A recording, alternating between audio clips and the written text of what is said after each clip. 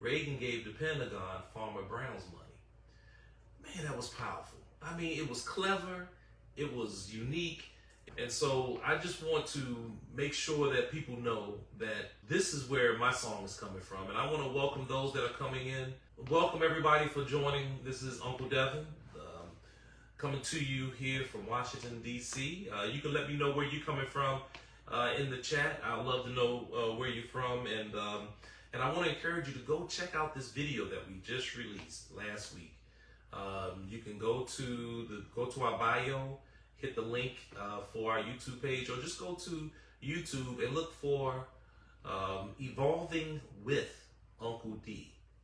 And when you get there, I want you to like, share, and subscribe, because we got some more content coming your way that's going to really help educate us on how to do this. And guess what?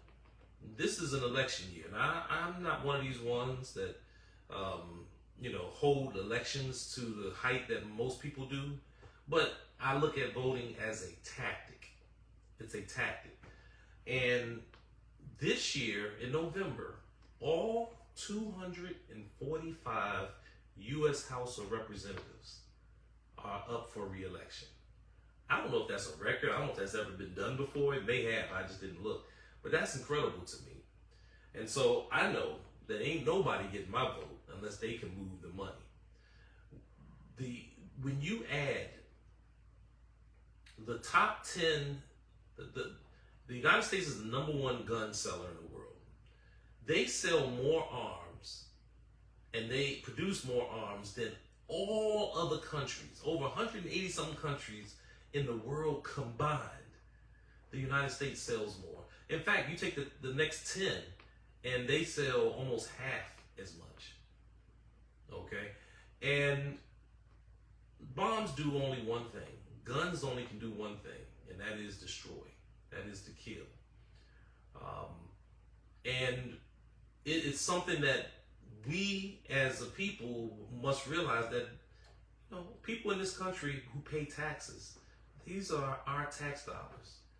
And more than likely, because this country is a racist society, most of those bombs are impacting people of color. Which is why at the end of the video, you heard me talk about say no to war and AFRICOM. Is anybody familiar with what AFRICOM really is? Is anybody familiar with that? AFRICOM. Yeah, that's something that I think that is very important for us to look at. And I will probably do a post just on that coming up over the next next week or so. But if you take a look at AFRICOM, I got to give credit to the Black Alliance for Peace. I've been a part of them for a little while, for a couple of months now. I'm still getting my feet wet in terms of going through the processes and seeing what contributions I can make to this organization. But the Black Alliance for Peace is an organization that is just about that. It's an alliance of multiple different people of blacks coming together that believe in peace. But peace is not the absence of violence. Peace, something that we obtain. There has to be peace on proper terms, and we fight for that peace. We can't have peace with your foot on my neck and I'm being oppressed. We have to have peace where people can eat, where people have access to the daily and basic things of life that we all need. And that's what we strive for. Well, the Black Alliance for Peace has a page, has a campaign called U.S. Out of Africa.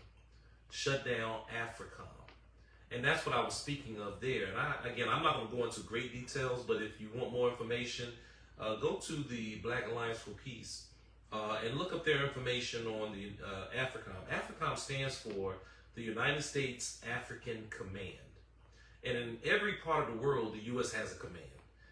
But this is the one that's specifically in Africa, and it talks, and as you learn more, you'll see there's a direct connection to what's going on in African countries and in countries of people of color and what's going on in our communities, the majority communities of black and brown people here.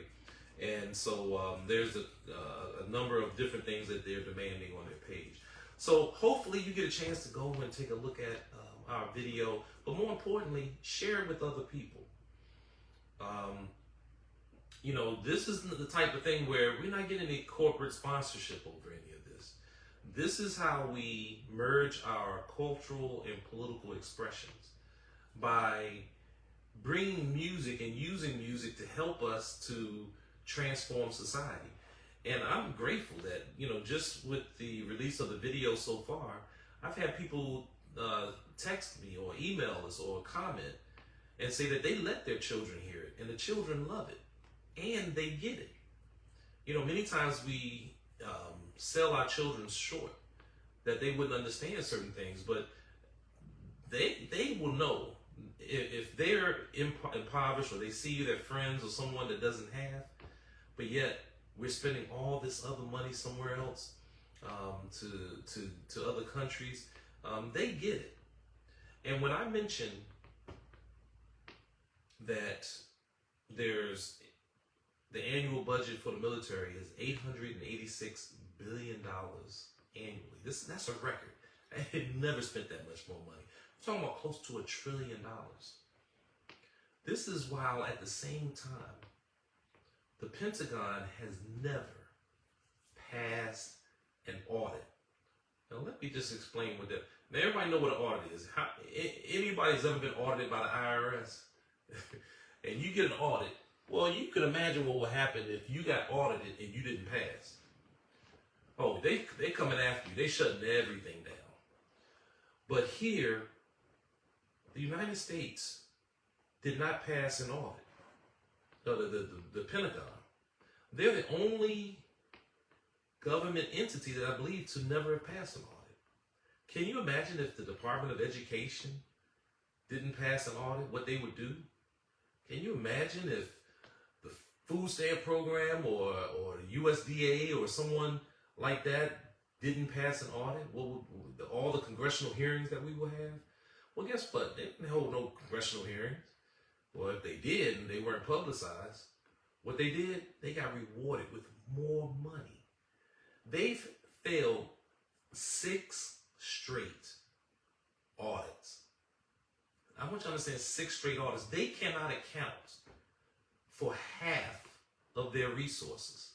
That's close to $1.3 trillion that they can't account for.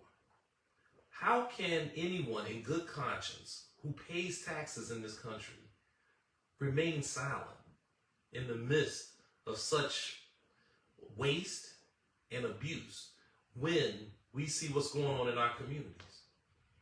We see what's going on with the murders and the shootings and the social decadence that we see, and that's all directly related to the fact that our money is not being spent in our community.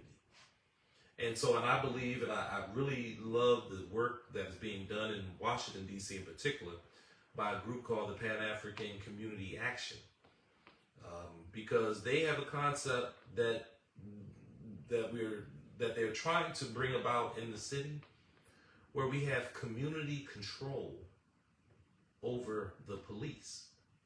What this really means, this is not defund the police. No, I ain't got nothing to do with that. No, that's the liberal stuff the conservative stuff that, that's not what we're talking about.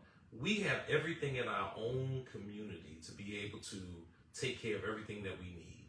And so all the money that's going into these police forces who are being trained, many of them are being trained in this program called the 1033 program.